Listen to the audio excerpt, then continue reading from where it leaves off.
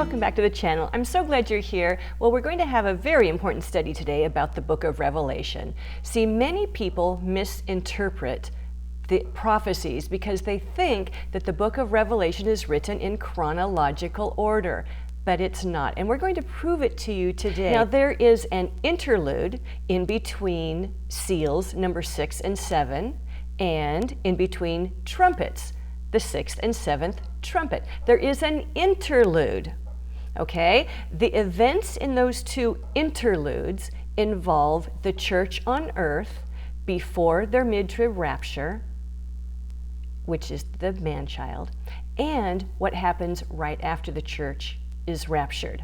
Okay, now, I mentioned the word interlude. Let me tell you where I get that word, because you might be saying, interlude, where is that word in the Bible? Well, you know what an interlude is. We work with interludes all the time. An interlude, let me just give you a little synopsis of what an interlude is. It is a segment that occurs between the main parts of a larger composition. And so we're going to be talking about like music, Hollywood movies, literary works, books, and even daily conversation. So an interlude can be used to introduce new themes or ideas within an overall narrative. Interludes help to break up a piece into manageable sections. They can add a sense of anticipation for what is to come, or add details to what has already occurred. Interludes can also be standalone pieces that are performed separately from the main composition. For instance, in an orchestra, it could showcase one instrument by having the flute do a solo. In jazz, an interlude may be used for one of the band members who breaks out on the saxophone, then jumps onto the drums to show off their skills.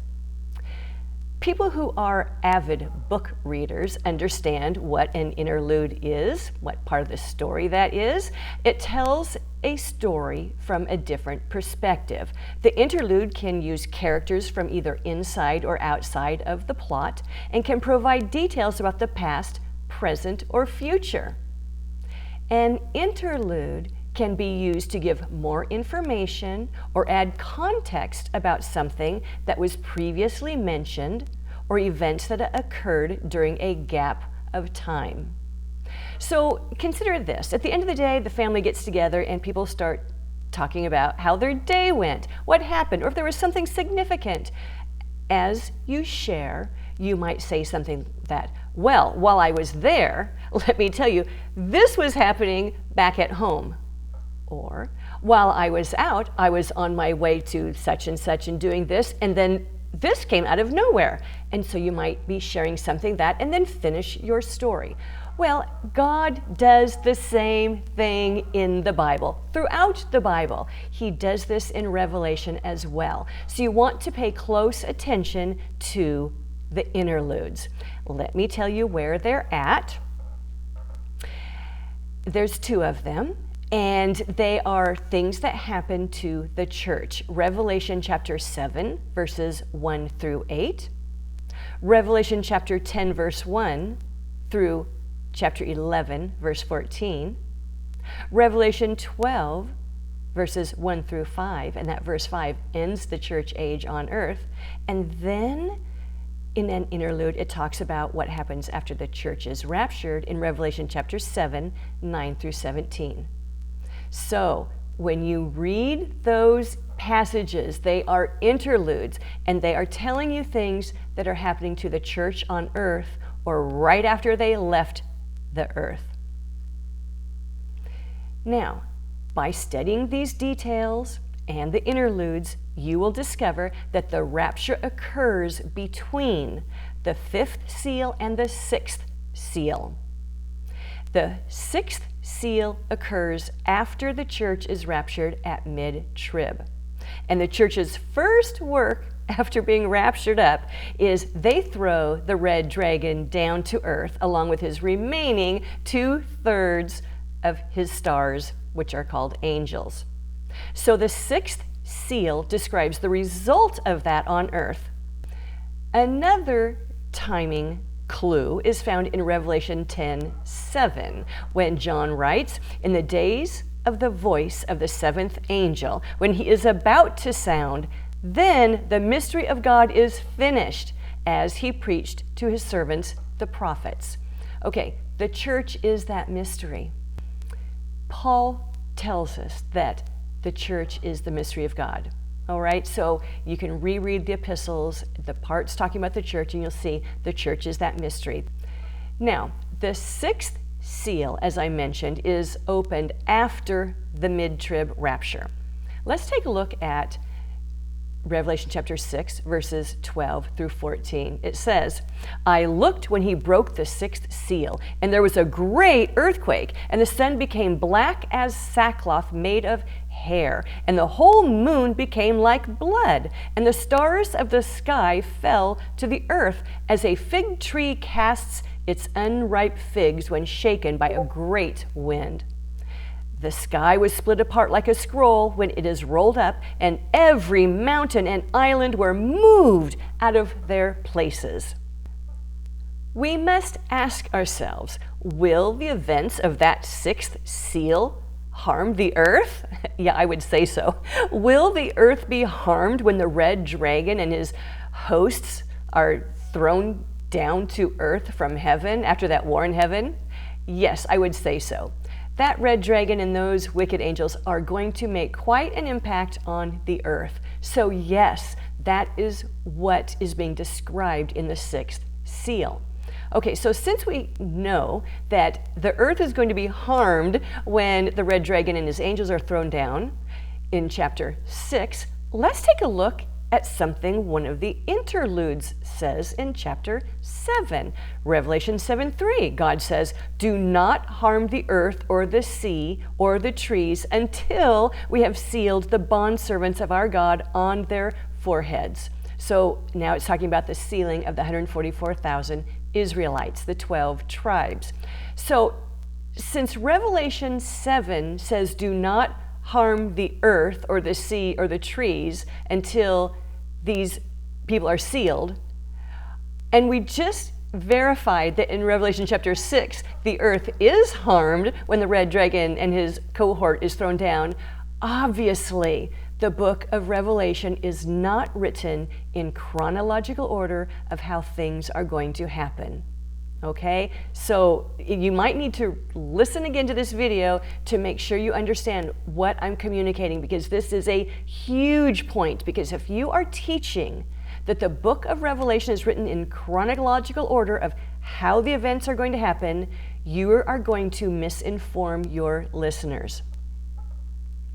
So the detail to not harm the earth or the sea reveals that the interludes occur before the red dragon and his hosts are thrown down to earth in Revelation 12:9. The trumpets are not given to the seven angels until all seven seals are opened. Listen to this. Revelation chapter 8, verses 1, 2, and 6.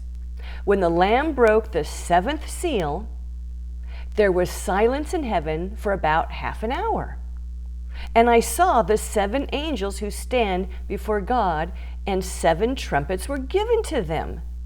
And the seven angels who had the seven trumpets prepared themselves to sound them. Okay, we must ask, why did these angels have to prepare themselves to sound their trumpets? Well, that is because the angels that sound the trumpets are actually seven church saints that had been raptured up with the entire church in Revelation 12:5. All right? They had to prepare themselves for that ministry. All right? Now that we're talking about preparation, you and I, hoping to be the bride, we are preparing ourselves now for our next step of ministry. The church, they're not preparing themselves right now for the next step of ministry. They don't really know what it is. They're a little bit sleepy right now, but they will wake up when they've been left behind. The seven letters written to the churches in the book of Revelation are written to all the left behind saints. All those seven churches were left behind, because there is a pre-trib rapture of the bride. And then the 144,000 are sealed, and they begin to minister with the 2 witnesses. Then there is a mid-trib rapture of the global church. Then at pre-wrath, the wheat will be snatched and taken to the barn. And we know God's throne is not in a barn, so that barn is a safe place for when God begins to pour out his wrath during that entire 6th year of the tribulation. There will be provision in that barn. I don't know exactly where it's going to be, somewhere on earth or maybe slightly above the earth, maybe on a mountaintop. And then there will be the second advent of Christ. He will come back with all of his hosts, the glorified church, all of his angels. After that 7-year tribulation, there is an ingathering to all the Jews back to the nation of Israel, back to their land, because during the tribulation, they're going to be scattered all over the world again. So there's going to be an ingathering. Therefore, if you believe in a pre-trib rapture, you're right. If you believe in a mid-trib rapture, you're right. If you believe in a pre-wrath snatching, you're right. If you believe in a post-trib ingathering, yep, you're right.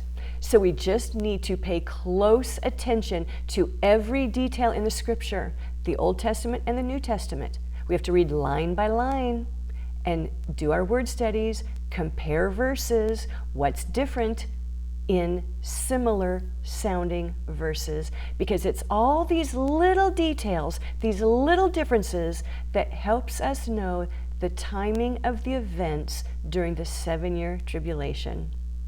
Okay, so I hope that I have proven my case today that the book of Revelation is not written in chronological order of how the events are going to happen. You need to pay attention to the interludes. You need to pay attention to all the little details, to the woes. All of that makes a huge difference.